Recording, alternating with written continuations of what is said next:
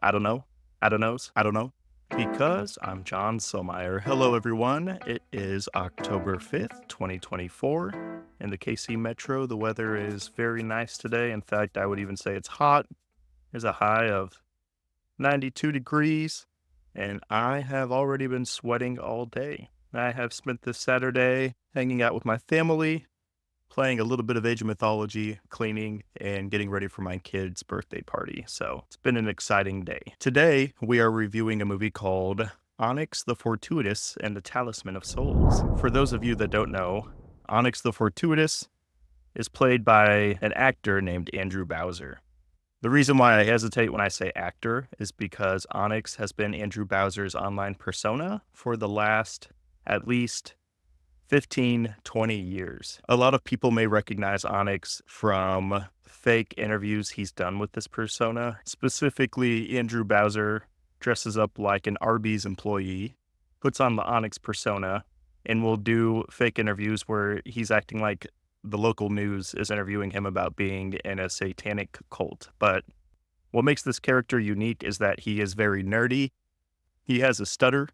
He always says, I don't know, after every single phrase he says, almost after every single sentence. I would almost put Onyx in the same realm as Pee-wee or Ernest, if you're familiar with the Ernest films, Ernest Scared Stupid, Ernest Goes to Prison. I do have one fun fact about this movie that I'm going to share at the end. I think a lot of you will be surprised, but let's go ahead and jump into it.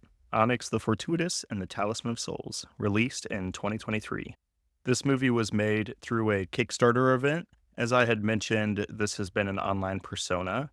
I am just assuming that Andrew Bowser has not made millions off of this character. I could be wrong, but this was all created from a Kickstarter event. And the Kickstarter raised, I'm on the page right now, it looks like there was more than 7,000 backers, and there was $610,467 raised to bring this project to life.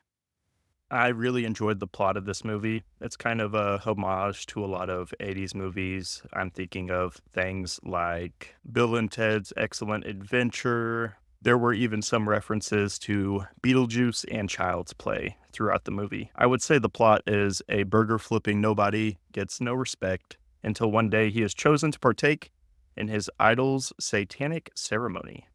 A group of strangers who idolize a man named Bartok the Great all meet at his mansion, and they start partaking through different rituals. Of course, not everything is as it appears, and Bartok is not who he says he is. The greatest strength of this movie is the special effects. Andrew Bowser created every single thing you see on set. None of it is CGI. It is all made by him and his crew. For instance, when he is having a nightmare about working at the fast food restaurant that he works at, there is a giant demon at the window staring at him. This thing is massive, creepy looking, very unique, and none of it was CGI whatsoever. This thing was handmade. There is one scene in particular where they encounter another demon.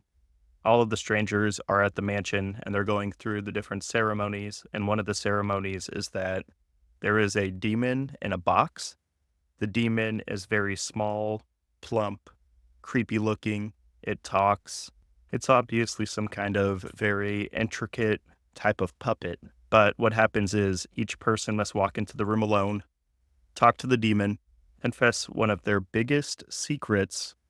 The demon, for some of them, kind of mocks them for it or personally attacks them for their big secret. And then in exchange, you can ask the demon any question in the world and they have to give you the answer. The movie, of course, stars Andrew Bowser, Olivia Taylor-Dudley, Rivka Reyes, Arden Myron, Terrence C. Carson, Melanie Chandra, Jeffrey Combs, Barbara Crampton, and Ralph Ineson. Being a fan of Andrew Bowser, it's awesome to see him working with someone like Jeffrey Combs. Jeffrey Combs has been in Reanimator. He has been in Would You Rather. Also, Olivia Taylor-Dudley is very successful. She has been in The Vatican Tapes, The Magicians, Chernobyl Diaries, Paranormal Activity, and Crawl Space. Seeing Andrew Bowser work with people on this scale, I think is just absolutely awesome because this movie was funded completely by fans, and he was able to get a very solid cast for this film. Oh, and I should probably mention Andrew Bowser was also the director and the writer of this film, so